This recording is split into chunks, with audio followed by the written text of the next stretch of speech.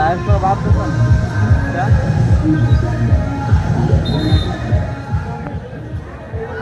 Live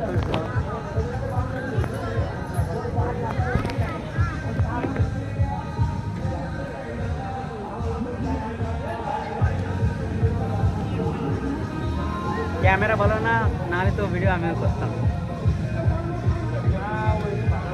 দর্শক না আজকে তেমন, ঈদের ভেতরে যে দর্শক হয় হবে না, আস্তে আস্তে হবে না, মাইকিং যেহেতু করছে চলে আসতে হবে।